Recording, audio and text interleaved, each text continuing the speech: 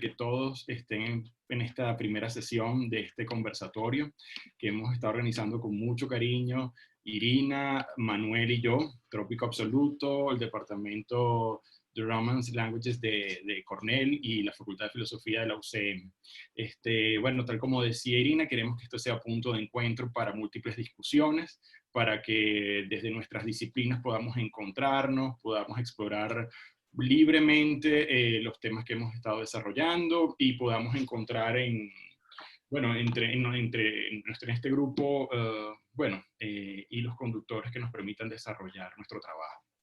Muchas gracias nuevamente por estar aquí y por mantenerse cerca de esta iniciativa. Como ustedes saben, esto se desprende de la organización del evento que queríamos traer presencialmente en Cornell en mayo de este año. Sin embargo, dadas las circunstancias, seguramente el evento lo tendremos en otro momento, pero sirva esta sesión para continuar nuestro trabajo. Así que muchísimas gracias por estar aquí con nosotros. Yo brevemente retomo la palabra para presentar a Manuel y contarles que yo voy a moderar este evento. Les vamos a pedir que, como somos muchos, cosa que es maravillosa, si pueden levantar la mano, yo los estoy viendo a todos por este lado, cuando quieran hacer las preguntas. Queremos darle preferencia a preguntas, pero si tienen reflexiones más largas y comentarios más largos, usen la parte del chat, que va a quedar también registrada. Este evento está siendo grabado, para que compartan ideas un poco de una forma más extensa que Manuel luego va a poder revisar. Manuel Silva Ferrer es egresado de la Escuela de Comunicación Social de la Universidad Central de Venezuela y doctor en Estudios de América Latina por la Universidad Libre de Berlín. Posee amplia experiencia en la gestión y la investigación en los campos de la cultura y de la comunicación. En Venezuela fue director de comunicaciones de la Cinemateca Nacional y director general del cine del Consejo Nacional de la Cultura, que produjo la reforma de la Ley de Cinematografía, que dio pie en su momento a un auge en la producción cinematográfica de Venezuela. Dirigió la revista de fotografía Extra Cámara y coordinó el proyecto de creación del Centro Nacional de Fotografía. En Alemania fue investigador de doctorado y postdoctorado en la Universidad Libre de Berlín, donde comenzó a desarrollar el proyecto de investigación Los paisajes del subsuelo. Es autor del libro El cuerpo dócil de la cultura, poder, cultura y comunicación en la Venezuela de Chávez, y actualmente dirige desde Berlín la revista digital Trópico Absoluto. Bienvenido, Manuel. Gracias. Bueno, a todos, muchos conocidos, gracias por estar aquí y por acudir a este punto de encuentro, que es una iniciativa necesaria, además, en estos tiempos de fracturas, dispersiones y distanciamientos. Así que me parece, ya un gran logro que podamos estar 48 personas aquí de distintos continentes para hablar durante una hora sobre temas comunes y temas de interés que se cruzan con Venezuela.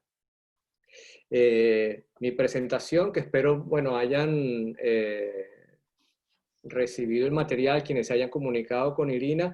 La idea del formato, comento antes, que lo habíamos dicho, esto es un poco una experimentación. La idea es poder compartir proyectos, compartir trabajos, y no hacer la presentación formal a la manera de seminarios o de clases magistrales o de congresos, sino simplemente el modelo conversatorio, que fue lo que nos planteamos, es lo que vamos a tratar de experimentar aquí. En este caso, lo que yo quisiera presentarles es un libro que está en este momento andando. Es un volumen, una compilación de trabajos, un volumen colectivo, cuyo título es Los paisajes del subsuelo, configuraciones, narrativas y espacios en la cultura del petróleo. Es un libro que es resultado de un trabajo de investigación que he estado llevando a cabo en los últimos años en la Universidad Libre de Berlín, y que quiere recoger y poner, digamos, realizar una actualización de toda la discusión sobre el tema de la cultura o las culturas del petróleo. En nuestro caso, en Venezuela existió una importante tradición de trabajo sobre el tema, como es natural en un país petrolero como el nuestro. Sin embargo, la reflexión sobre el tema petrolero tuvo en nuestro país una característica muy singular, y es que fue una reflexión que estuvo siempre dominada por el campo de las ciencias sociales, digamos, y sobre todo de la economía y de la política. Y desde el campo de las humanidades, desde el campo de los estudios literarios o de los estudios de la cultura, hubo muy poco espacio dedicado a la reflexión sobre las culturas del petróleo. Quizás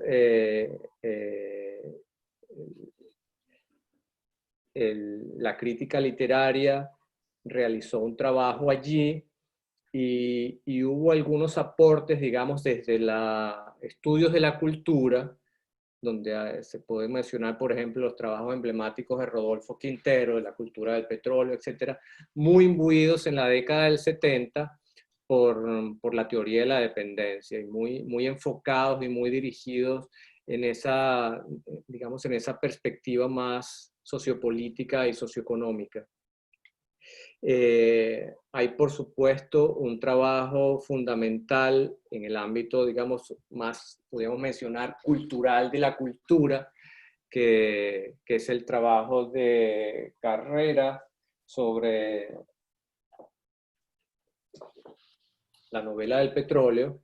Yo tengo aquí una segunda edición, una reedición que hubo de ese libro, que es un trabajo fundamental de una investigación que comenzó, si no me equivoco, hacia finales de la década del 60,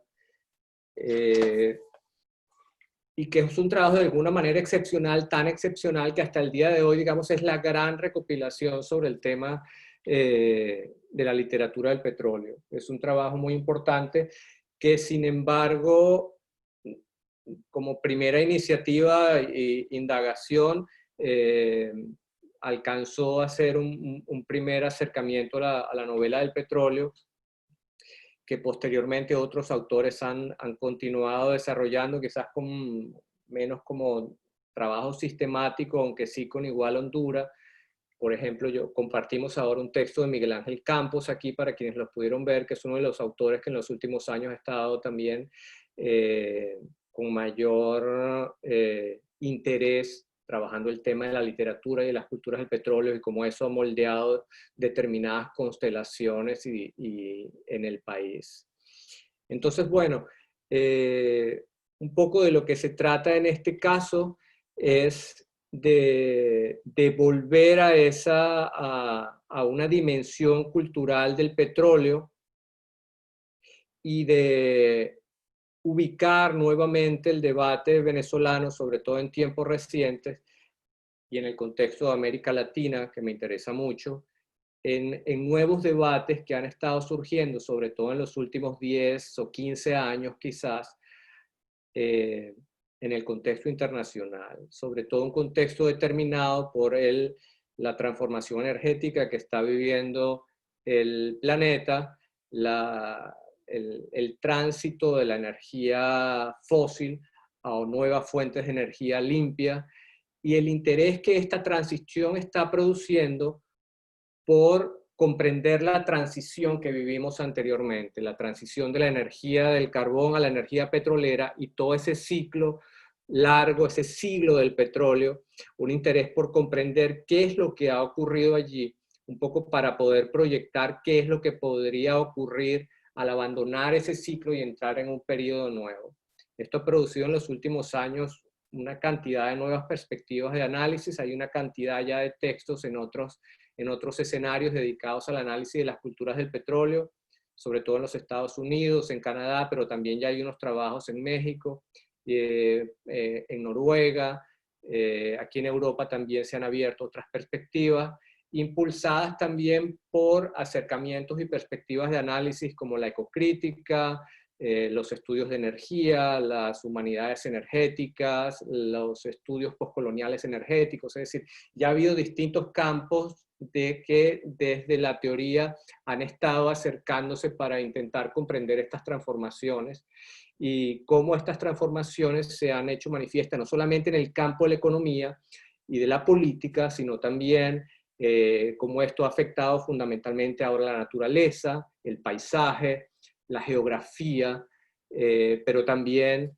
espacios de representación lo que yo en el libro llamo narrar el petróleo, cómo eso ha generado literatura del petróleo, poesía del petróleo, cine del petróleo, artes plásticas del petróleo, etcétera, ¿no?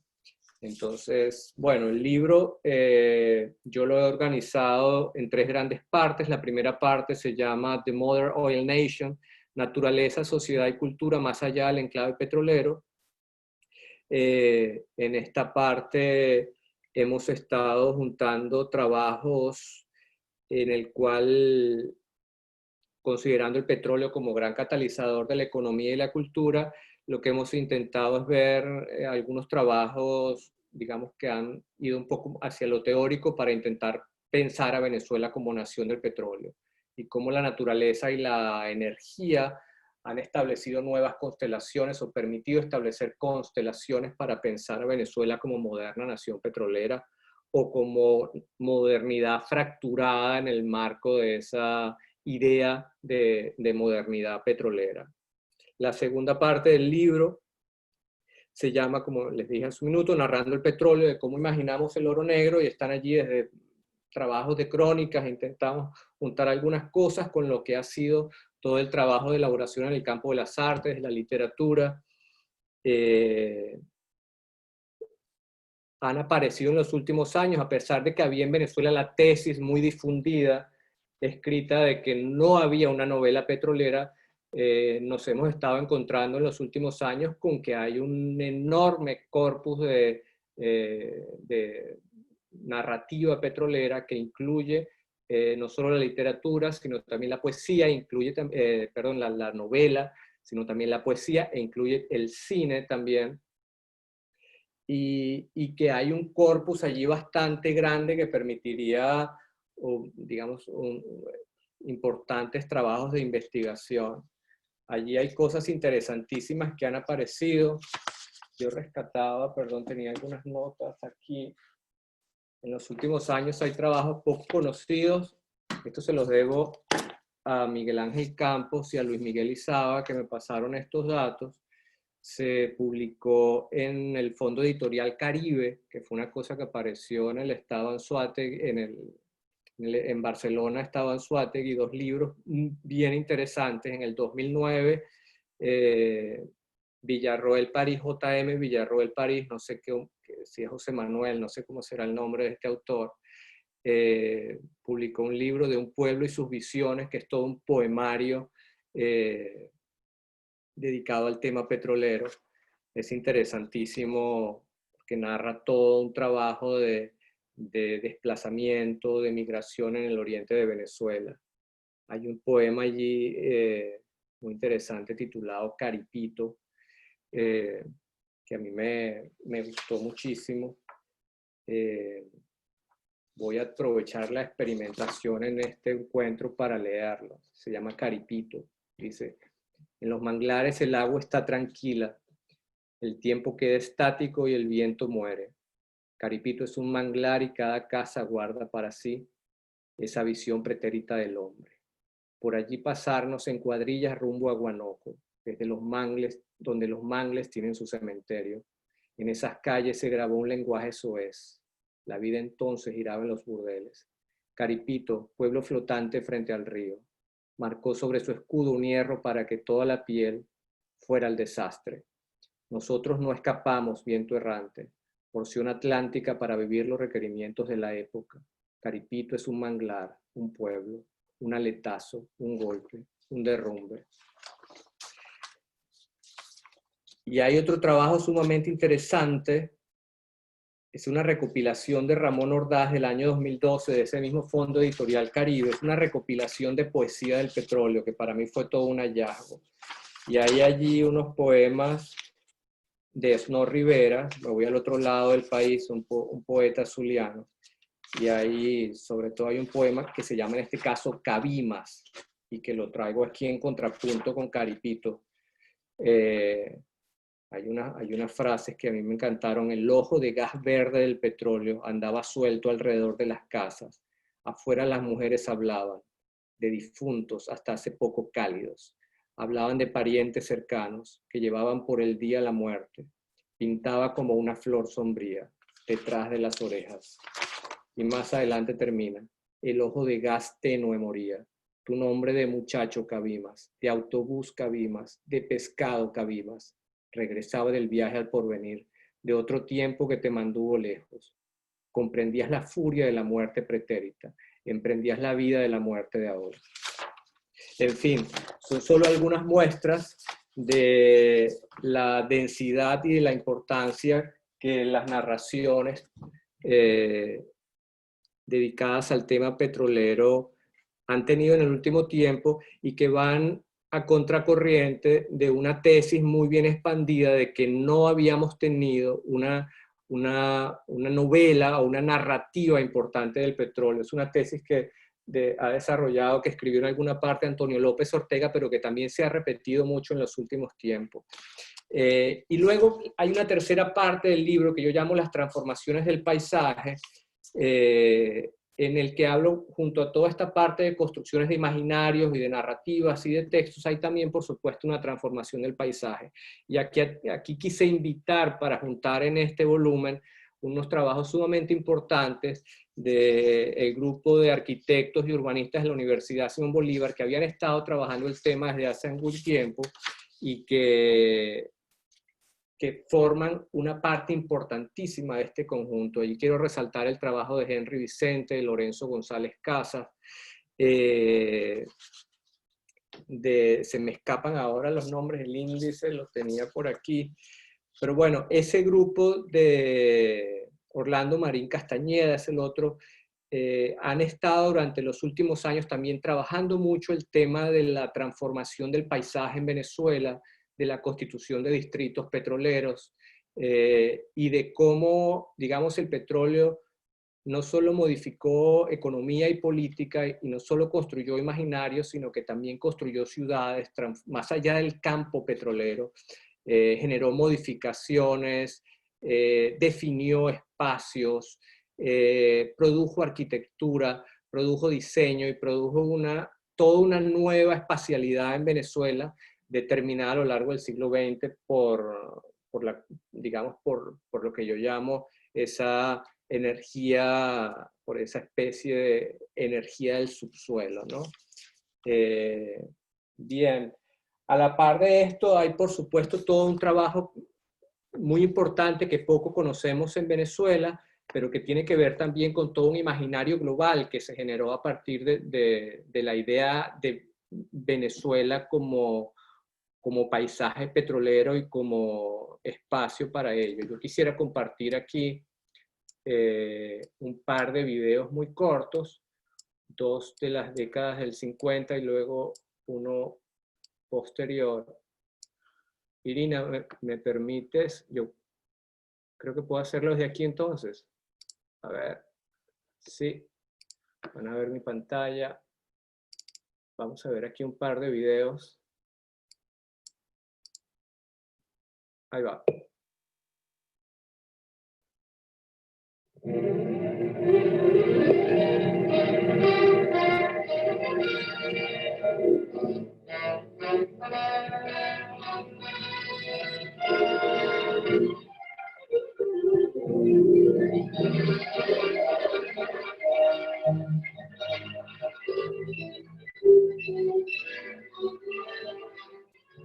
Stretching along the eastern shore of Lake Maracaibo in Venezuela is one of the industrial wonders of modern times, the oil-producing complex of the Bolivar coastal fields. More than 2,000 oil wells in ordered ranks, reaching almost to the horizon. One of the largest known oil deposits in the world, this resource has brought a new life to the people of Venezuela. The oil beneath these waters belongs to those people, but the stupendous task of bringing it to the surface, refining and marketing, has been the work of private foreign capital and engineering genius, much of it North American. And half that work has been done by one company, Creole Petroleum Corporation. Creole is an American company, an affiliate of Standard Oil Company, New Jersey, but it operates exclusively in Venezuela, making its headquarters in Caracas, a sparkling modern city whose progress is rooted in oil. From its Caracas offices, This company conducts its business in the interest of the Venezuelan people, as well as its own stockholders. This is the story of an American business firm which has become an integral part of a nation's social and economic progress. Bien, este era uno de los primeros videos que quería mostrarles. Los utilizamos también en Trópico Absoluto para un texto muy interesante de Gustavo Guerrero, quien también trabajó algunos de estos aspectos del mediados del siglo XX. Y para no hacer más larga esta parte de mi presentación, porque me interesaría oír comentarios y preguntas,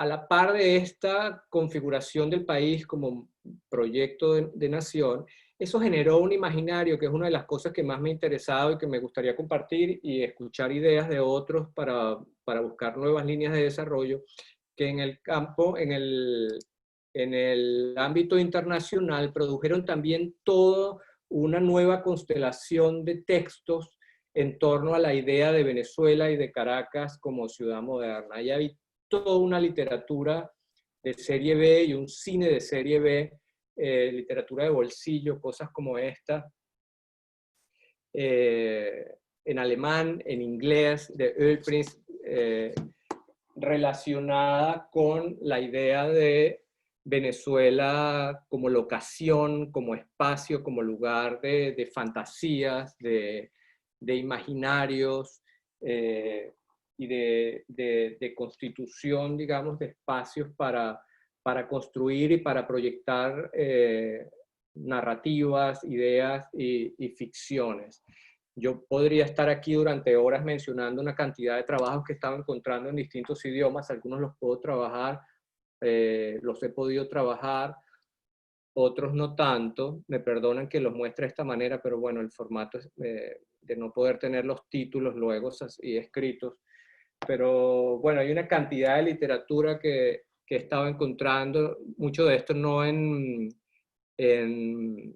bibliotecas, son en anticuarios, en eBay, etcétera, donde esta idea de Venezuela como paisaje moderno y como idea de nación petrolera encontró una proyección tremenda, ¿no? Voy a compartir un último video, Irina, y luego vamos a permitir entonces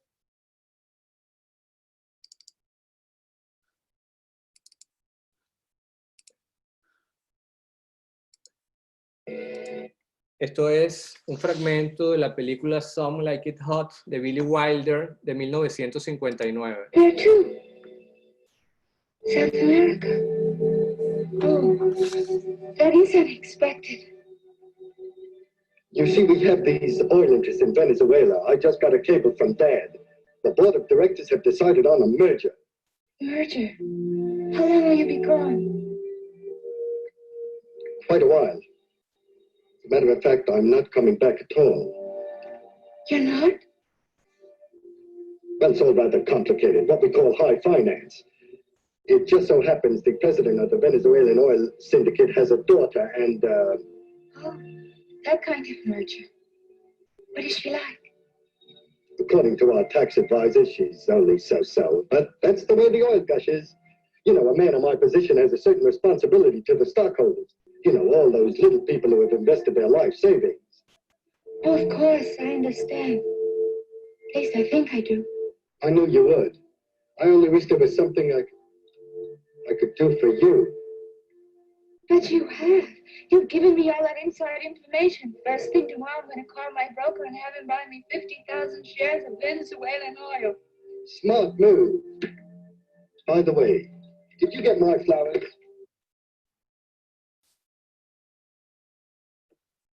Bien. En fin, era una pequeña muestra de un enorme material. Incluso hay muestras de este tipo. La película Citizen Kane de Orson Welles también tiene una mención a Venezuela, una película que se produjo casi 20 años antes y que ya en el año 41. Así, la pregunta es cómo llega Venezuela al ciudadano Kane, cómo llega cómo llega Venezuela al guión de Billy Wilder. Entonces esto solo es posible a través de la proyección de un imaginario petrolero y de la idea de esta nación tropical convertida en paraíso petrolero y en promesa de modernidad y futuro, ¿no? Entonces, pero bueno, estos son tesis para debatir y compartir y armar y desarmar, ¿no? En fin, de esto un poco va, y de todos estos materiales va el proyecto. Y bueno, la idea es compartirlo con ustedes. Algunos de los participantes en ese proyecto están por aquí y bueno, queríamos presentarlo, darlo a conocer, todavía está en elaboración, así que bueno, muchísimas gracias por su atención, ¿no? Muchas gracias, Manuel. Bravo. Vamos a pasar entonces a la parte de preguntas. Hay un par de comentarios ya en el chat. María Sol nos propone pensar el petróleo como un espacio de las ausencias. Y Guillermo Ramos presenta el tema de la modernidad petrolera y tradición, que se observa como síntesis en el primer programa de televisión de Simón Díaz, La Quinta de Simón, que puede ser algo para conversar. Pero no sé si tienen otras preguntas y pueden levantar la mano. Están todos en mute, así que van a tener que salirse de mute para hablar. Así que abro el espacio entonces para las preguntas. Gracias, José Miguel, por el apunte de José Miguel Villarroel París, que se me había pasado el nombre del autor.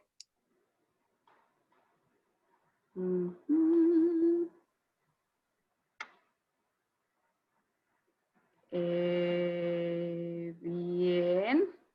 También si no quieren hablar, las pueden poner en el chat, ¿no? Pero si no hay todavía, yo puedo empezar y luego vamos a ir retomando para que se entusiasmen.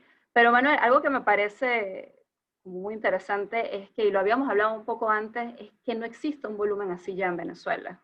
Es decir, que sea en este momento precisamente que se pueda aproximar el petróleo de esta forma multidisciplinaria que tú planteas.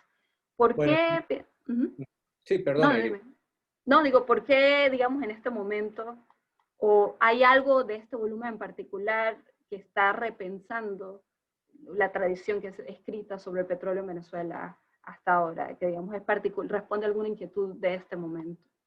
Sí, bueno, como no había hecho una presentación escrita detallada, bien articulada, sino que junté algunos materiales y tenía el índice, obvié mencionar la última parte que era muy importante, es decir, una parte que era muy importante, que son trabajos que se desarrollaron a finales de la década de los 90, que permitieron una actualización, digamos, de ese debate primero sobre las culturas del petróleo, que muy dominados en los años del 60 y 70, es decir, el trabajo que está por aquí, María Sol Pérez Yael, de la cultura del petróleo, los trabajos de Campos, a quien ya mencioné, pero claro, está el trabajo de Fernando Coronil, que es el trabajo clave del año 97, El Estado Mágico, que desde la antropología y la historia permitió pensar un poco la idea del Estado petrolero con nuevas, digamos, con un arsenal teórico diferente, ¿no?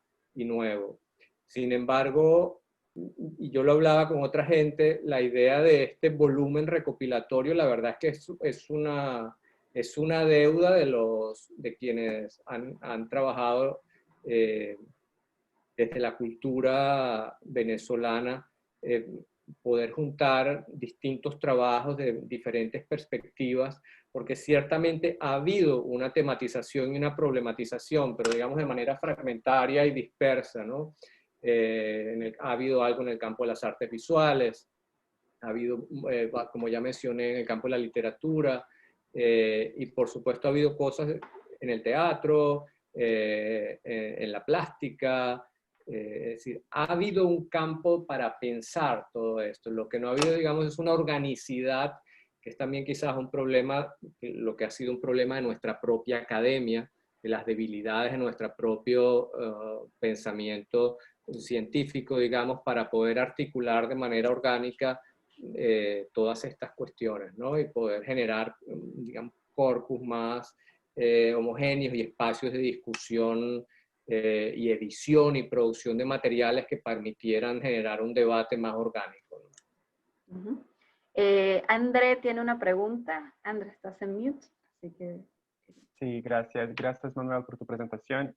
Tengo una pregunta que viene de un lugar de total ignorancia, entonces, por favor, ayúdame a ubicarme un poco en esto, porque básicamente tenemos estos tres cuerpos hegemónicos de Venezuela, el cuerpo del petróleo, el cuerpo de la MIS y este cuerpo también del caudillo. Y como yo no conozco mucho, o la verdad, como nada de las producciones contemporáneas de estas petronovelas o petroficciones en Venezuela contemporáneas, ¿crees tú que las petroficciones contemporáneas están ayudando o intentando construir otros cuerpos para este imaginario nacional venezolano en este momento, como un cuerpo más popular o un cuerpo que no sea como encajonado dentro de este patrón del cuerpo petrolero o apenas un cuerpo de la MIS o un cuerpo del caudillo? Gracias. Gracias, Bueno, André. sí, la verdad, Andrés, es que ahora hay muy poca producción de ficciones, en inglés las llaman petrofictions, es el concepto que le han dado a este material. En Venezuela las llamamos la novela del petróleo, ficciones del petróleo. La verdad es que ahora hay muy poco. Yo diría que es mínimo lo que se está produciendo en este caso. Hace poco José Balsa publicó una novela, Hombre de Aceite, creo que se llama, que pasó totalmente por debajo de la mesa. Y en general la mayor parte de estos trabajos del volumen al que me he referido son trabajos de alguna manera que tienen una cierta perspectiva histórica, que han estado más enfocados sobre todo en la evaluación de esos procesos a lo largo del siglo XX, pero que no han estado confrontándose, digamos, con la construcción de imaginarios de la Venezuela actual. Entonces, en ese sentido, digamos, no tengo una respuesta precisa. Sí te puedo decir que no hay una producción reciente abundante sobre el tema, sino que en este caso se trata de una enorme recopilación de materiales que va desde el comienzo del siglo XX, donde fue el gran periodo, y sobre todo las décadas, en el caso de la literatura, lo que fue, digamos, el primer proceso, el primer periodo de aparición de este fenómeno y de transformación del país, de país agrario a nación petrolera, son las que abarcan la primera mitad del siglo XX, las primeras décadas del siglo XX, y luego eso va, digamos, mermando con la profesionalización de las ciencias sociales en Venezuela. Aparece ahí un campo de desarrollo para tematizar estos temas, y luego el cine, cuando en Venezuela se va estableciendo un campo para la producción cinematográfica, va a abordar también esta producción, y digamos que son ciclos que se producen, ¿no? Hay un importante periodo en los años 70 donde se produjo en el campo del documental, pero también en la ficción, un cierto cine del petróleo. Y bueno, por supuesto, El Techo de la Ballena produjo también un espacio para eso, el teatro. Ha habido periodos y autores también que han desarrollado proyectos de investigación autoral que han estado trabajando el tema, ¿no? Es decir, desde lo que pudo hacer Rolando Peña en los años 70 hasta las indagaciones que hace hoy en día Ana Lenzo, ¿no?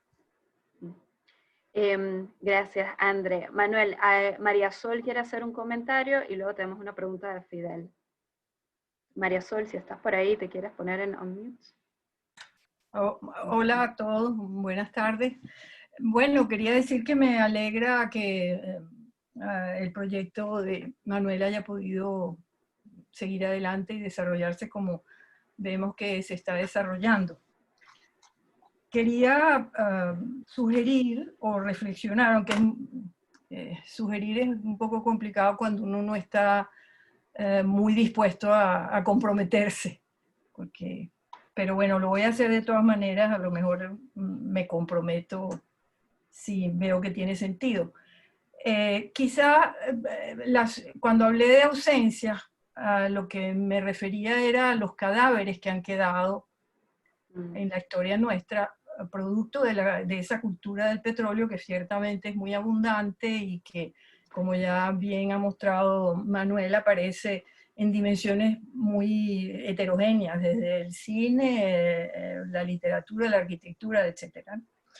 Y pienso que, dadas las condiciones actuales de lo que ocurre en el mundo, con la revolución, digamos, energética que se está produciendo, y dado por otro lado el fracaso que tuvimos como país, a pesar de haber tenido el petróleo, me preguntaba si quizás no podría agregarse a lo mejor, si es que aparece gente interesada en explorar el asunto, una reflexión, o en otro volumen más adelante, sobre justamente todo lo que hemos perdido por no haber pensado algo distinto al petróleo. Pienso en Adriani, pienso en la novela que comenta Campos, porque ese es un arquetipo que no se considera con frecuencia y que sin embargo es el arquetipo de Rasbelef, el arquetipo del venezolano, el que hemos visto proliferar. Entonces, bueno, es un comentario, sugerencia para pensar. Gracias, María Sol. Manuel, ¿quieres responder a eso? ¿Quieres directamente o quieres tomar la pregunta de Fidel y quizás hacer un comentario de ambos? No, bueno, yo comparto también el interés de María Sol, aunque no hemos intercambiado tangencialmente, a veces yo, por supuesto, conocí su trabajo hace un tiempo, y es uno de esos trabajos que se interesaron por pensar de otra manera el tema petrolero, y por eso siempre estoy viendo con atención estos apuntes de María Sol, ¿no? Yo quisiera ir ahora a una pregunta que está por aquí, que plantean sobre el tema de la elección del título, porque me parece... de Matías. Sí, hay alguien aquí que se llama Matías Oviedo, donde dice cómo se articula la idea de paisaje como lo visible. Precisamente hay aquí, digamos, dos dimensiones del trabajo, ¿no? Porque muchas veces cuando se habla de literatura y cultura del petróleo, abordamos esa parte, digamos, lo visible, ¿no? Lo que fue, por ejemplo, esa primera literatura del petróleo, la descripción de los paisajes, del campo, la aparición, digamos, del bitumen como figura visible, la transformación, el campo petrolero, era esa cosa irruptiva, ¿no?, que aparecía en el paisaje. Y en el campo de las artes se podría decir de figurativa, ¿no?, o descriptiva. Pero hay también, y de ahí viene el título del libro, los paisajes del subsuelo, que es lo no visible, ¿no? Esas configuraciones que no son tan fácilmente perceptibles, un poco en la línea de Coronil, de poder observar cómo se articula el Estado, un poco de manera invisible, para quienes no están bien enterados de lo que se trata, a partir de esos recursos del subsuelo, ¿no?, y de esa energía subterránea.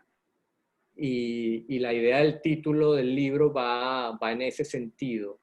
Hay unos trabajos, por ejemplo, incluso yendo al tema de la arquitectura, que mezcla ambas cosas. Por ejemplo, Henry Vicente tiene un trabajo interesantísimo que se llama Los distritos del petróleo, donde Henry nos permite observar cómo determinadas configuraciones espaciales de la ciudad fueron determinadas por la industria del petróleo. Por ejemplo, que podamos entender por qué Caracas tiene 3 campos de golf en el medio. Eso tiene que ver con la configuración de la ciudad como parte de un espacio de desarrollo de industrias petroleras, ¿no? Determinadas urbanizaciones y zonas que fueron constituyentes de una urbanización que tenía que ver ya no con el campo petrolero, sino con la ciudad moderna, pero articulada a una industria del petróleo que está determinando la organización urbana de la ciudad. Entonces, bueno, en eso va la idea de paisaje también, no solo como metáfora, sino también como descripción de una situación de lo que está ahí ocurriendo, y cómo esa energía subterránea no solamente determina la destrucción de la naturaleza y la transformación del paisaje visible, sino también ciertas configuraciones que no son tan fácilmente perceptibles. Entonces, en ese sentido, el libro también avanza como poder observar algunas claves que permiten entender mejor el siglo XX en Venezuela. Manuel, ¿quieres tomar la pregunta de Fidel? Fidel, si quieres salir de mute y hacer tu pregunta. Sí, porque se me fue aquí, perdón, como tengo que pensar y responder y ver los materiales, me cuesta ver el chat. Si quieres que Fidel... Tranquilo, yo estoy viendo el chat. Dale, Fidel. Dale, hola. Bueno, primero felicitarlos por el espacio. Creo que de verdad iniciativas como esta son muy interesantes y necesarias, ¿no? Yo que estoy aquí en Brasil, en Río de Janeiro, a veces me siento con falta de diálogos como estos, ¿no? Pensando en el trabajo del petróleo, mi pregunta, Manuel, es, no sé si has considerado o se está trabajando dentro de la idea del libro las imágenes indígenas acerca del petróleo, ¿no? Lo digo, por ejemplo, porque yo, yo soy antropólogo y tuve la oportunidad de trabajar en una comunidad, en Cachama, Bajo Hondo, Tascabaña, que quedan entre el Tigre y Cantaura, y, por ejemplo, las imágenes, las ideas, los recuerdos de muchas de esas personas, de esas comunidades con el petróleo, no son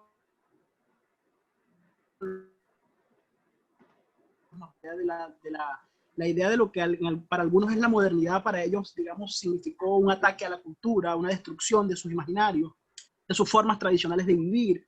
Es decir, digamos, el petróleo visto desde las comunidades indígenas, porque, por ejemplo, si nos vamos al occidente, también en el lago de Maracaibo, también tenemos las comunidades indígenas ahí. Pienso en el oriente, que es el que yo más conozco y donde he trabajado en el campo.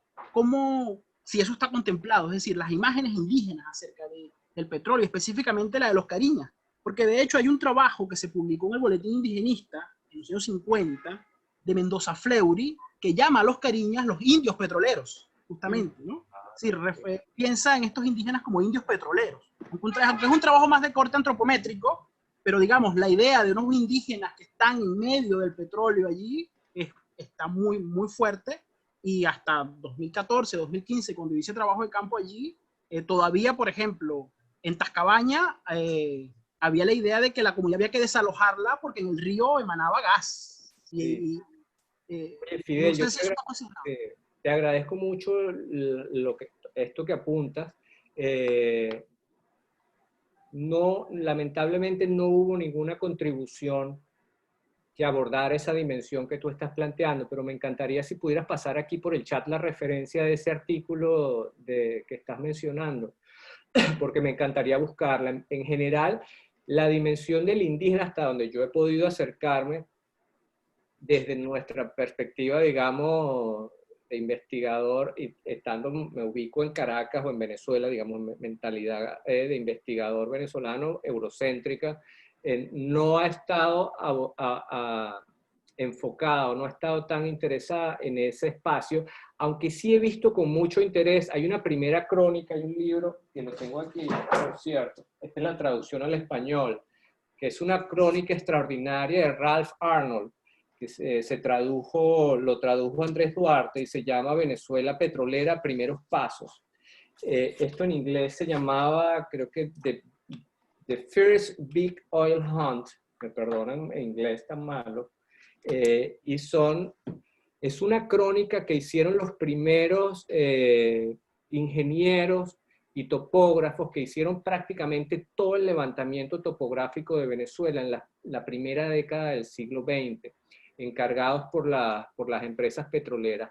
Y ahí, dentro de esas crónicas, que incluyen cartas, diarios de los ingenieros, aparece la dimensión de lo indígena de manera extraordinaria, incluso algunos de ellos muy sensibilizados, porque se organizan bombardeos para expulsar a la población indígena. Están las luchas que a veces ellos tienen su campamento, y de pronto eso se da sobre todo en la región del Zulia, y bueno, y los indígenas producen una rebelión, incluso matan a algunos de los ingenieros que tienen que abandonar la zona.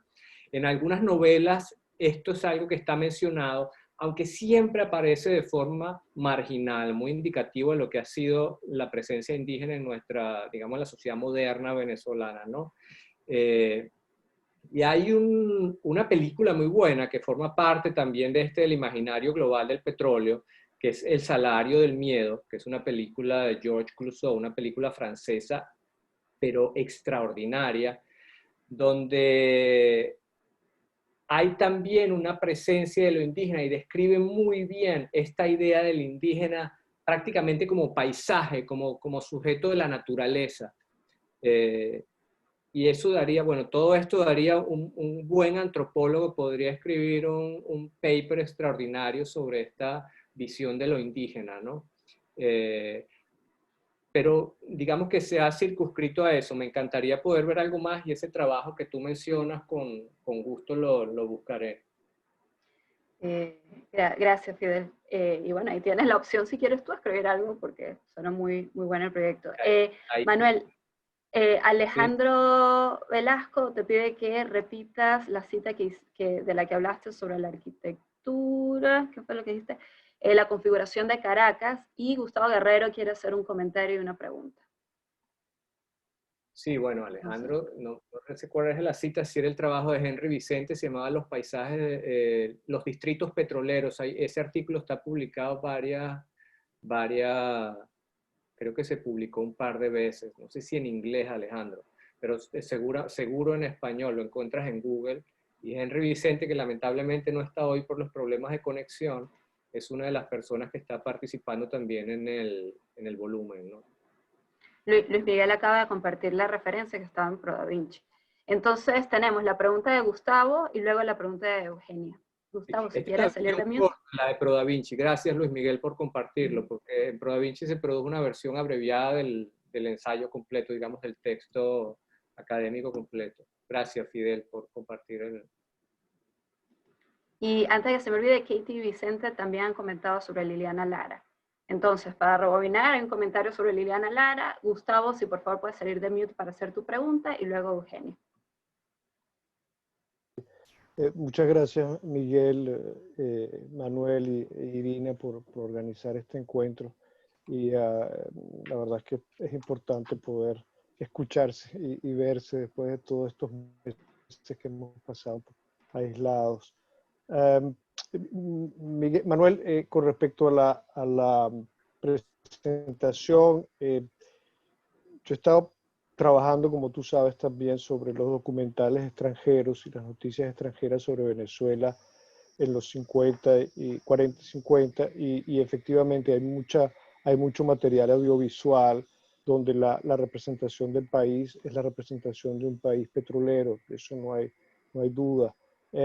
Pero vinculado al extractivismo, es un fenómeno que ocurre también con otros países petroleros que son representados desde afuera como países petroleros, pero que no generan una representación interior del propio país como un país petrolero. No sé si me estoy explicando.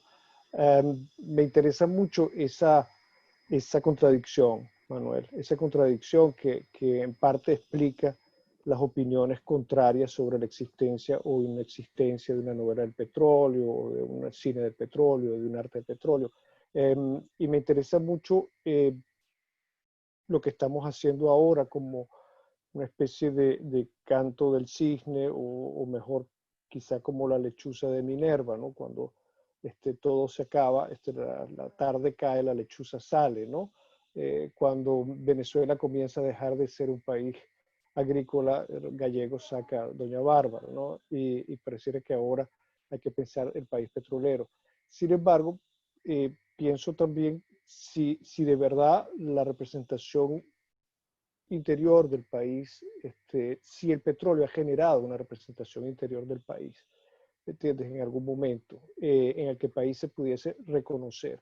Y pienso en una expresión que todos hemos oído y que es una expresión bastante contradictoria, y cuando nos sentamos a oírla, a escucharla, Manuel, sentimos que el país agrícola sigue allí, y es la expresión de Uslar Pietri: sembrar el petróleo. ¿Cuál es el proyecto del petróleo? Sembrar el petróleo. Estás oyéndolo. El país agrícola no desaparece, y la representación que el país elabora de sí mismo en ese momento es la idea de sembrar el petróleo. Te doy otra más en el plano de la política, la presencia de Juan Bimba en los años 40, 50, la representación que Acción Democrática ofrece del país en el plano político no es la del obrero petrolero en esos momentos, ni va a ser tampoco más tarde. E incluso más cerca de nosotros, en el caso del presidente Chávez, tampoco creo que se representase a sí mismo como un obrero petrolero, que el imaginario del obrero petrolero apareciera dentro de la representación de la nación. Creo que es más presenta, mucho más presente el llano y la cultura del llano, etcétera, etcétera, que esto. Entonces, me interesa mucho el contraste entre la representación elaborada desde afuera, la que se hace desde adentro, la manera como el interior responde a la llegada del petróleo a través de ese proyecto de sembrar el petróleo, que dice cosas sobre nuestra manera quizá de entender la llegada del petróleo y lo que el país en el fondo de pronto quiere seguir siendo.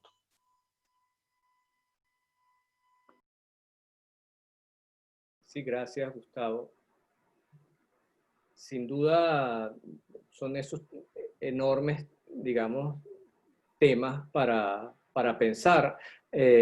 Una de las singularidades de la industria del petróleo es que a pesar de que Venezuela tuvo, digamos, enormes, complejos máquinas que la visibilizaron, las enormes refinerías que hoy no funcionan, los complejos de Amuay, Cardón, en Anzoátegui, digamos, esos espacios enormes, monumentales de ingeniería petrolera.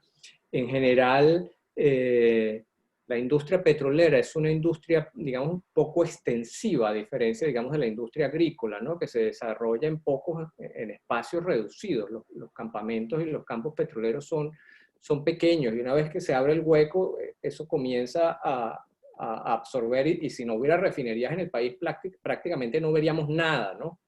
Se extrae, se monta en un barco y se va a otro sitio donde ese petróleo es procesado.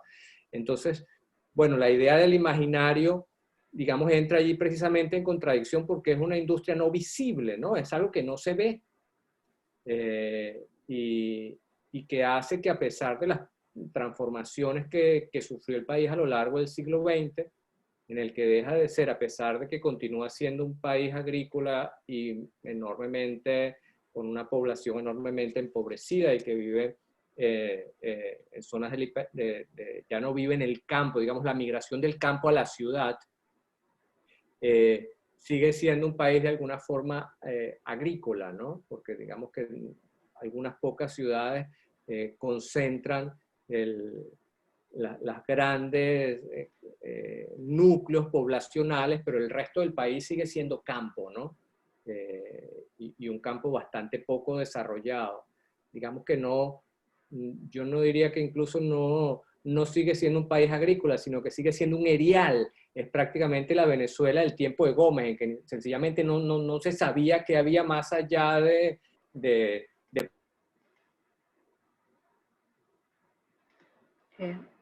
Manuel, estás en mute.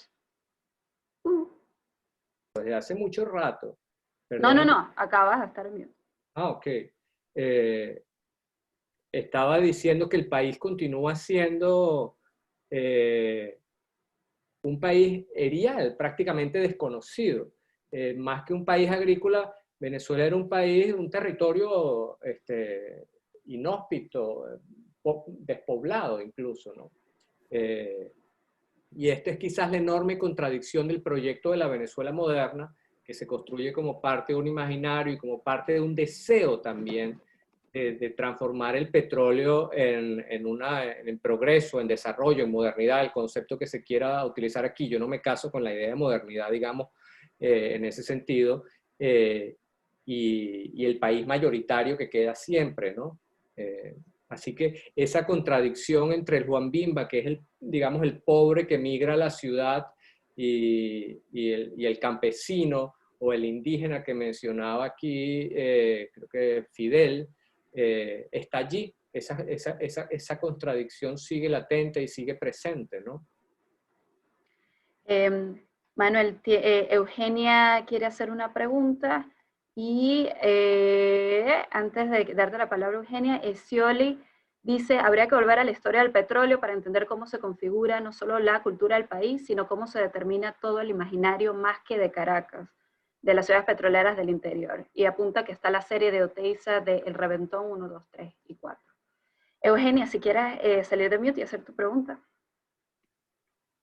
Hola, bueno, también quería agradecer por el espacio y bueno, la verdad, el tema también que me interesa muchísimo personalmente por las mismas investigaciones en las que estoy tratando, ¿no?, de adentrarme.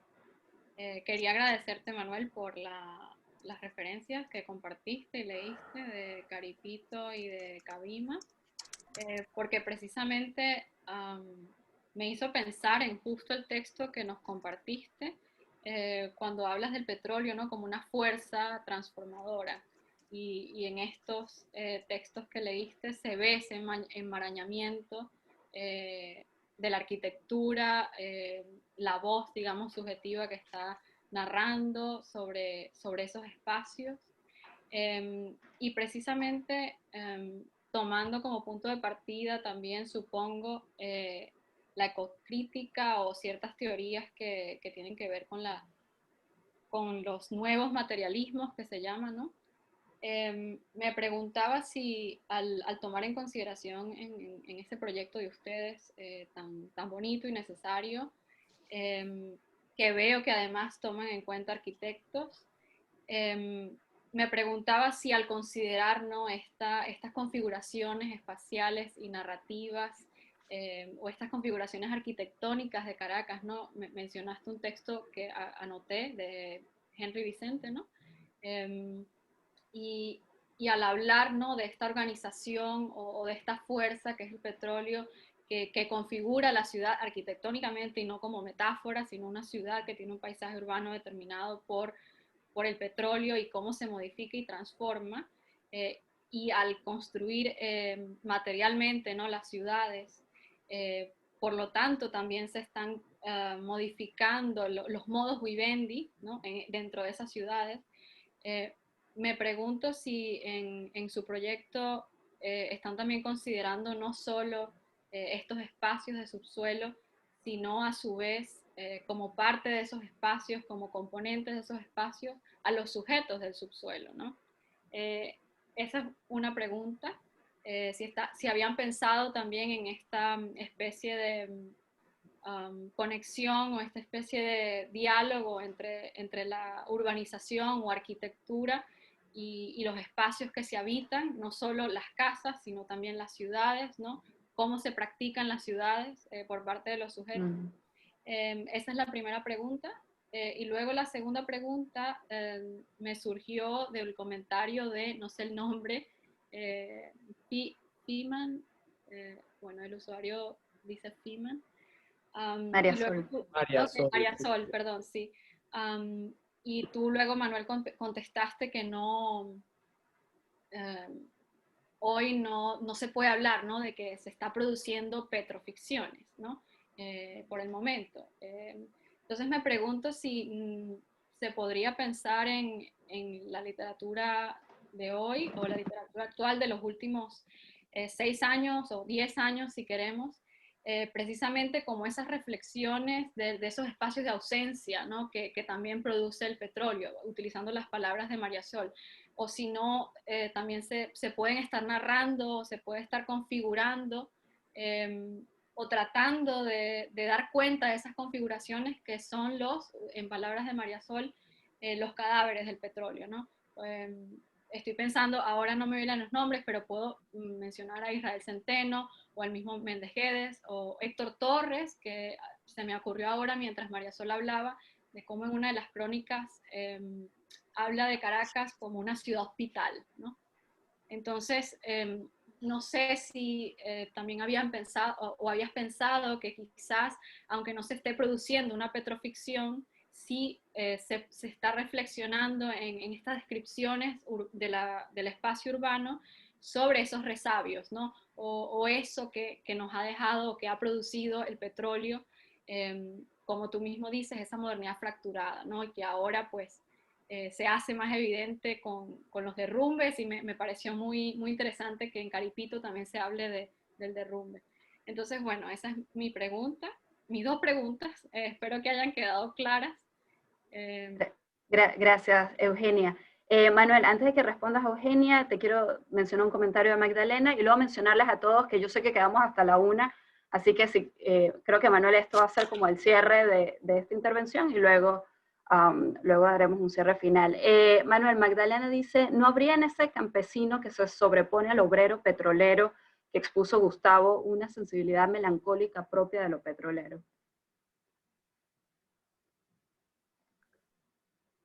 Magdalena, ¿podrías otra vez comentar eso? Que Irina lo leyó rápido y... No, sí, Magdalena, si quieres comentarlo. Sí, sí, no, me quedé pensando en la intervención de Gustavo, me pareció que da para mucho ahí, para tela para cortar, ¿no? Porque como que el discurso dominante ha sido la modernidad, ¿no? Esta gran Venezuela, y de pronto aparece Juan Bimba, ¿no? Entonces, ¿cómo conciliamos ese Juan Bimba, digamos, con esta Caracas moderna? Y me pregunto si ese imaginario en el que parece que el obrero petrolero no existe y seguimos, ¿no?, en una cierta visión arcádica de Venezuela, no tiene que ver también con una melancolía moderna, ¿no? Pensemos que la modernidad también también es nostalgia, digamos, por una cosa que se perdió, ¿no? Absolutamente. Era en ese sentido que iba mi pregunta. Y cuando hablaba de sembrar el petróleo, pensaba en Uslar, viviendo también esa melancolía a nivel lingüístico, ¿no? La idea de que el petróleo se pueda sembrar, es decir, que volvamos a ser lo que ya éramos. De una manera. Como un lamento ahí por una Arcadia, ¿no? Claro, en Uslar está la búsqueda bueno, recordemos que Uslar es, a pesar de que es el gran intelectual del siglo XX, es heredero de la Venezuela del XIX de alguna manera, ¿no? Entonces, claro, es la búsqueda de esa Arcadia de la misma manera que ahora los venezolanos del siglo XXI buscamos esa Arcadia del XX, para meternos a todos en esta especie de nostalgia constante de la modernidad venezolana perdida, ¿no? En medio más de las fracturas nuestras actuales. Pero por supuesto que hay allí esas búsquedas, Magdalena, pero las narrativas también tematizaron mucho las rupturas, no fue solo nostalgia. Si uno ve mucho de lo que fue, por ejemplo, el trabajo del cine de la segunda parte del siglo XX, bueno, el cine que se produjo en Venezuela, sobre todo a partir de los años 70, que es cuando se produce cine regularmente en Venezuela y comienzan a aparecer proyectos autorales, es precisamente cuestionando todo ese tal proyecto moderno, ¿no? Y es todo un trabajo muy crítico y que problematiza toda esa idea del progreso y de la modernidad, etcétera, etcétera. Es por el contrario un cine muy crítico, ¿no? Que siempre fue caracterizado más como un cine de malandros, de putas y de donde se decían muchas groserías. Es precisamente una construcción ficcional que va a poner en cuestión toda esa Arcadia, ¿no? Todo ese sueño de la modernidad. Y para volver atrás a lo que comentaba Eugenia, el libro tiene la ventaja, para mí fue una salida, porque cuando yo comencé a trabajar y publiqué algunas cosas, y durante un periodo tuve un pequeño blog que después desapareció en Duke University, ¿cómo se llamaba la revista? En el Hispanic American Historical Review. Estuve sacando materiales porque comencé a juntar y a explorar estos temas y me fui encontrando con un montón de materiales y con un campo tan amplio que habían sido tan poco explorados, que la salida en algún momento fue: voy a juntar a toda esta gente que ha estado trabajando estos temas y produzcamos primero un volumen colectivo y luego ver cómo comenzamos a ver si se pueden desarrollar algunas líneas. A mí aplaudo que Gustavo esté trabajando también la idea de esa modernidad de mediados del siglo XX, y de esos videos y documentales de Movietones y de Paramount y de Pathé, etcétera, que yo también he estado usando mucho en una cantidad de presentaciones, etcétera. Pero la desventaja de este volumen es que, por supuesto, no se puede hacer todo lo que uno quiere, porque cada autor y cada investigador tiene su propia agenda. Así que, digamos, este es un volumen colectivo que intentó generar unas líneas pero que a fin de cuentas, pues los autores tienen también sus propios intereses y sus propias orientaciones. Muchísimas cosas no están en el libro sencillamente porque nadie las está trabajando o porque, bueno, quienes las estaban trabajando no pudieron participar o no quisieron. Y bueno, se ensambló como son estos trabajos, pienso yo, un cuerpo bien interesante, pero esto da todavía para una enciclopedia, para un centro de investigación completo. Es decir, este es el gran tema nuestro del siglo XX. Y por eso el tema, aunque la idea de gente y espacio ha estado siempre muy presente y estuvo muy presente, por ejemplo, en la literatura y en muchos trabajos de sociología y petróleo. Yo tenía uno por aquí, que lo saqué también, ya no dentro de la producción de espacios de ficción, pero fíjate que además se llama Su gente y su vivienda. Este es un trabajo de Graciano Gasparini y Janet Abumat, es un trabajo de fotografía se llama Amuay 64. Y es una indagación precisamente sobre la transformación de ese espacio donde se estaba construyendo una refinería. Está también este sociólogo, ayúdenme, el de los bigotes, que se me fue el nombre, ¿cómo se llama? Este sociólogo nuestro, Magdalena, ¿cómo se llama él? Que ahora está trabajando temas de violencia. Gustavo, ¿cómo se llama el sociólogo? Briceño León. Briceño León, gracias, Santiago, que tuvo ese trabajo, ¿cómo se llamaba el trabajo de Santiago? Tú acabas de terminar tu tesis, lo tienes fresco. ¿Cómo se llama el libro de Briceño León sobre también de la cultura del petróleo, de cómo transformar un pueblo, la transformación de un pueblo? En Google se debe encontrar el nombre. Bueno, en todo caso era la idea de cómo la industria afectaba a la gente, digamos, directamente, ¿no? Para responder a tu pregunta, Eugenia, y a tu duda. Ir ahí, tratar de ir concretamente. Es decir, sí ha habido en eso, en la literatura, todo lo que he mostrado, en la poesía, está allí la gente en primera persona, en primer lugar. Ese ensayo de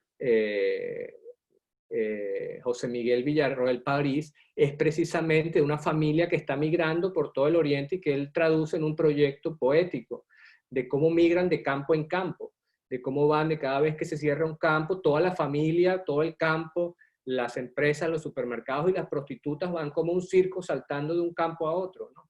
Eso es lo que él traduce en un proyecto literario de poesía. Está la gente allí en primer lugar, ¿no? Es decir, no han sido tampoco trabajos abstractos en ese sentido y por eso la literatura, la poesía y el cine han ayudado mucho en ese sentido a poder tematizar y problematizar el tema de la gente, no solamente de forma abstracta, teórica, sino también, digamos, de manera más concreta, ¿no? Creo que ya hemos empezado, tenemos gente que se tiene que ir marchando, pero como se pueden dar cuenta, esto da para mucho la conversación, para un buen rato. Así que les voy a compartir el correo, Manuel, si te parece tuyo, por si hay alguna cosa que quieran continuar discutiendo con él. Y los invito, aprovecho de invitarlos a todos para el conversatorio de la próxima semana, viernes, donde vamos a estar hablando del trabajo de Gabriel Osorio con Miguel Vázquez. Entonces nos vamos a ver al ámbito de la fotografía y las redes digitales. Manuel y Miguel, no sé si ustedes quieren dar algún comentario final antes de... Sí, sobre todo yo dar las gracias y por ahí también, no sé si estaba mi correo, igual aquí lo copio. Esto es un trabajo en marcha, esto es un trabajo gigantesco al que yo voy a poder acercar algunas cosas y aquí esto está abierto. Y si tienen alguna cosa que enviar o algún comentario, alguna propuesta, alguna idea, no duden en hacerlo. Así que, nada, muchísimas gracias a todos. Además, bueno, ya no como presentador, sino como editor de Trópico Absoluto y parte de esta iniciativa con Irina Miguel, muchas gracias por estar aquí, poder juntarnos 50 personas que estábamos trabajando, interesados en trabajar temas que se cruzan con Venezuela. Creo que ya es un primer gran logro del conversatorio y bueno, vamos a tratar de poder mantenernos en esta primera temporada, en este primer periodo, en este primer ciclo de presentaciones y bueno, muchísimas gracias a todos. Sí, quiero agradecerles también a todos por su participación, por el interés. Nos vemos entonces en la próxima sesión donde vamos a hablar con Gabriel Osorio, fotógrafo, bueno, sobre fotodocumentales y su experiencia como fotodocumentalista en los últimos años en Venezuela. Bueno, muchas gracias a todos, gracias a Manuel, a Trópico Absoluto, al Departamento de Romance Languages de Cornell, y bueno, no me queda más que invitarlos y agradecer por sus intervenciones y su participación. Sí, Bueno, muchas gracias. Sí, Irina, sí, la idea del formato era mantenernos durante una hora porque, bueno, por ejemplo, en Estados Unidos estamos ahora al mediodía, aquí es final de la tarde, los que estamos en Europa, en Estados Unidos y en Caracas es mediodía, aquí en Europa es final de la tarde, y por eso pensamos en un formato corto, ¿no? Por supuesto, si alguien, yo ahora mismo aparté el espacio, y si alguien se quiere quedar, no sé si Irina necesita cerrar ya esto, pero la idea es una hora, compartir, intercambiar, hacer el conversatorio y pues cerrar, ¿no? Pero no sé si, Irina, si es necesario cerrar, Irina. Podemos esperar hasta la 1:30 si alguien quiere quedarse, pero Sí. quiero grabar voy a tratar de descargar el chat y el video para poder circularlo luego. Y por si acaso, los que están en Venezuela, que no, aquí hay gente que está en Venezuela y que ha tenido mucha dificultad con las conexiones y con el internet, así que muchas gracias por el esfuerzo, porque yo sé que allá es diferente. Entonces, muchas gracias por todo el esfuerzo y por estar aquí. Sí. Yo puedo ir hasta la 1:30, pero la gente que tenga que irse ya puede. Sí, no hay problema. Yo igual también puedo estar 15 minutos más por si alguien tiene alguna pregunta o si tiene alguien que está interesado en el tema o tiene alguna propuesta, pues bienvenidos. Y pueden ya ahora sí salirse de mute por su propia voluntad democrática. Yo no les voy a decir nada. Yo querría hacer un comentario si puedo. Yo querría hacer un comentario si puedo. ¿Me escuchan? Sí. Sí, claro. Súper. Me quedé pensando en las intervenciones de Gustavo y de Magdalena que me parecieron importantes, conectándola con la intervención que tú habías hecho al principio en tu exposición, Manuel, cuando hablabas de que no tenemos ese imaginario petrolero, porque los campos petroleros están en otra parte, si estamos hablando desde Caracas y las ciudades centrales, pero a mí me parece que hay que hilar más fino, me da la impresión, no es un tema que trabajo para nada, pero me parece que hay que hilar bastante más fino en que, a pesar de que tengamos, por supuesto, quién es Uslar, y que sea cierto que en el imaginario letrado, por llamarlo de alguna manera, culto, estamos pensando en sembrar el petróleo y en ese imaginario rural. Yo creo que hay una parte de Venezuela que se ha pensado en los últimos 20, yo diría 40 años, ese proceso de modernización está siempre unido al petróleo. Y creo que a nivel de la gente y a nivel, no necesariamente de las expresiones artísticas, aunque también, pero a nivel de las estructuras del sentir, por llamarlas de alguna forma, del país, la presencia del petróleo es algo muy importante, porque el Tabarato Dame 2, por ejemplo, todas las imágenes, el precio del petróleo y la manera en que la población sabía, ahora por supuesto estamos hablando de otro proceso en los últimos 15 años, yo diría, pero la manera en que la población manejaba cuando subía o bajaba el petróleo, por ejemplo. Hay demasiadas referencias de un país petrolero. De hecho, la participación de PDVSA en el proceso político y la idea desde un cierto sector que si separaba PDVSA, separaba el país y caía Chávez. Entonces, yo creo que precisamente todo está construido de flujos, donde el proceso de modernización está marcado y agradecido en función del petróleo, lo cual no quiere decir que no se siga construyendo esa nostalgia, por un lado, modernizadora, y que además se siga pensando en una Venezuela rural. Entonces, me parece que hay que hilar mucho más fino en ese sentido, porque yo creo que la presencia del petróleo, aunque no ha sido el tema favorito de trabajo dentro de la investigación, el petróleo forma parte de la cotidianidad venezolana. Todavía sigue funcionando hoy porque además ha construido un Estado en función de ese petróleo y de las dávidas del petróleo. Entonces, creo que eso es un tema súper interesante también, ver cómo se dan esas contradicciones y esos flujos que van funcionando desordenadamente, me parece. No, Alicia, sin duda, lo que yo planteaba con el tema de la invisibilidad de la industria era precisamente en la idea del petróleo como, digamos, como como paisaje, digamos, ¿no? De la industria, ¿no? De la idea descriptiva o figurativa del petróleo, pero sin duda que no solamente como imaginario, sino también como realidad tangible, cotidiana, el petróleo era una cosa que estaba permanentemente allí. Y no solo como hecho económico, sino también porque la propia industria y las industrias se encargaron de hacerlo así, el Estado se encargó de hacerlo así, las campañas televisivas, etcétera. Es decir, la industria estaba permanentemente en nuestras vidas, en los libros de textos escolares, etcétera, ¿no? En las campañas incluso de corpoturismo. Es decir, hay un montón de material. El petróleo sin duda estaba allí. A lo que yo me refería era la idea del petróleo como industria, ¿no? De que era una industria bastante pequeña en comparación con lo que puede ser la industria automotriz o otros espacios, digamos, de mayor visibilidad, o lo que fue la industria agrícola, que podría ser, sino que el petróleo es algo bastante reducido, una industria de 20.000 personas, ¿no? Que lograba más o menos alimentar un país de 20 millones. Y en ese sentido es donde iba con la idea de la pequeña, pero hay por supuesto una enorme presencia, y hay proyectos, por ejemplo, si nos vamos más atrás en el siglo XX, y aquí voy a mencionar un par de trabajos que hay en el libro, que son los que fueron el proyecto de la revista Farol y Shell, que fueron en su momento las revistas más importantes de la cultura en Venezuela, o los documentales que producía también Shell y Creole, la unidad fílmica Shell y la unidad de Creole, y que eran prácticamente el centro de la producción. No se puede entender, por ejemplo, Araya de Margot Benacerraf sin la unidad fílmica Shell. Es decir, por supuesto que intentamos ir un poco más allá de esa primera perspectiva y de hilar bastante más fino. La idea de estos trabajos precisamente es ir más allá de lo visible, ¿no?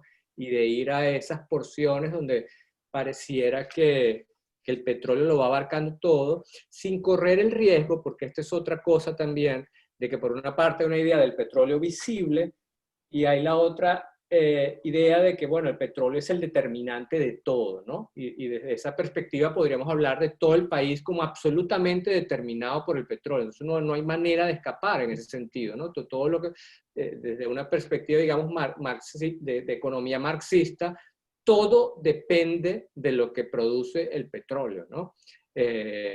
Pero también el objetivo aquí era contraponer ambas cosas, ¿no? Es decir, buscar lo que está debajo en esos paisajes subterráneos determinados por el petróleo, pero sin llegar al extremo de formularlo de esa, digamos, manera extrema, en el que toda nuestra vida, toda nuestra cotidianidad, etcétera, estaba determinada sencillamente por lo que generaba y podía producir en Venezuela la industria petrolera, ¿no? Pero bueno, muchísimas gracias igual, Alicia, por el comentario. Miguel. Muchas gracias, Manuel, por toda tu charla. Yo quiero tomar también un poco la intervención de Alicia. Y a mí, fíjate, en verdad me llama la atención todo lo que he mencionado, pero una cosa, un derivado de esto que serían las petroangustias. Esto es lo que a mí me interesa en particular. ¿Y a dónde voy con las petroangustias? Mira, el texto de Coronil llama mucho la atención, pero a mí me gusta leerlo en paralelo con un texto de Omar Astorga que se llama El mito de la legitimación, ensayo sobre política y cultura en la Venezuela contemporánea, 1945-1964. Este es un texto del año 95. Entonces esta es la primera petroangustia que a mí me nace, ¿no?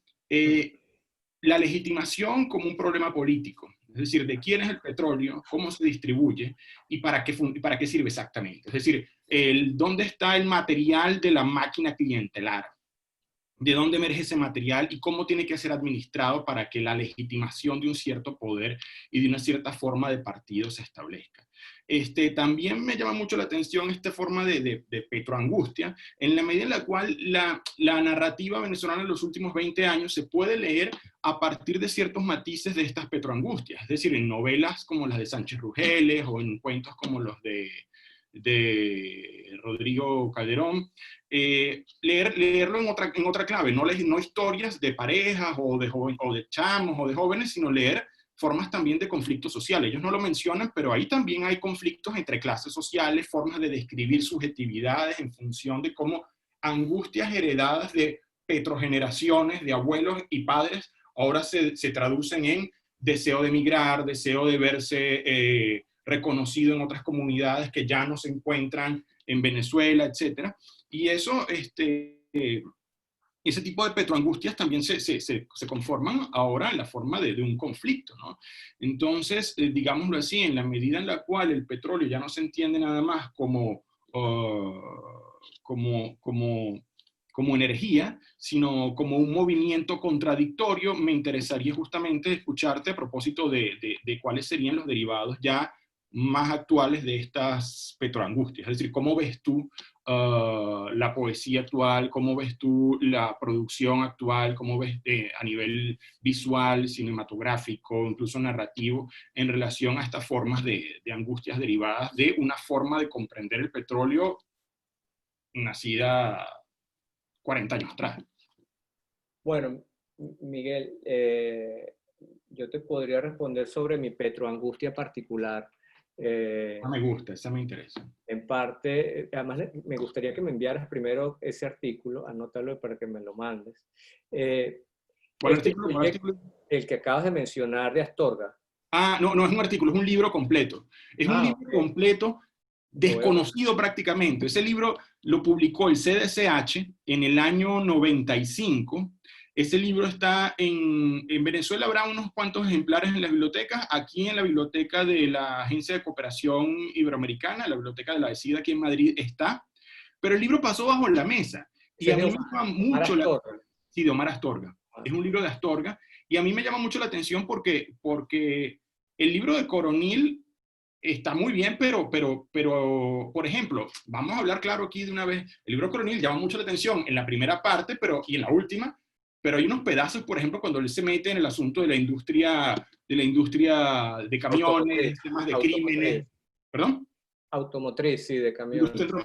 Hay como unos giros que a veces cuesta entenderlos en función, por ejemplo, de lo que él presenta en la introducción del texto. Entonces el texto de Astorga más bien me permite darle como un poco más de equilibrio al texto, a la lectura del texto de Coronil. Ajá, sí, sígueme contando. Miguel, antes de que sigan, Carlos pregunta si puedes repetir el nombre del libro.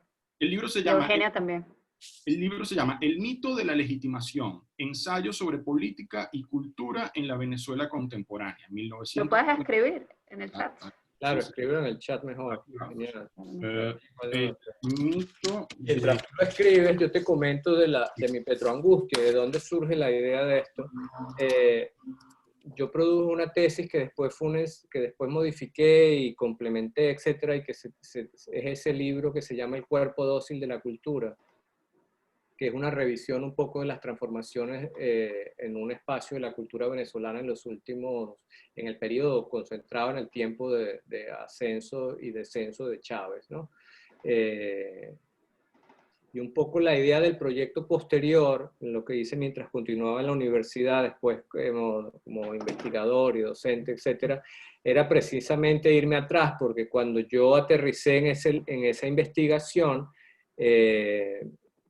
la manera en que llegué a definir el espacio de la cultura venezolana era precisamente a partir de una cultura definida por unos ciertos patrones que tenían que ver con la expansión e instalación de la industria petrolera en Venezuela. Es decir, cómo eso definió ciertos marcos de operación de la cultura venezolana. No tanto con la producción, porque no me metí en ese caso con la producción de imaginarios, literatura, ficción, etcétera, sino más bien, el libro era más bien como un ensayo de culturología, de sociología de la cultura, etcétera.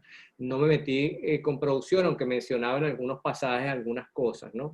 Mencioné algo de literatura y después de cine, pero no enfocado en el tema petrolero, sino precisamente en el petróleo como macroestructura de lo que podría ser la cultura venezolana.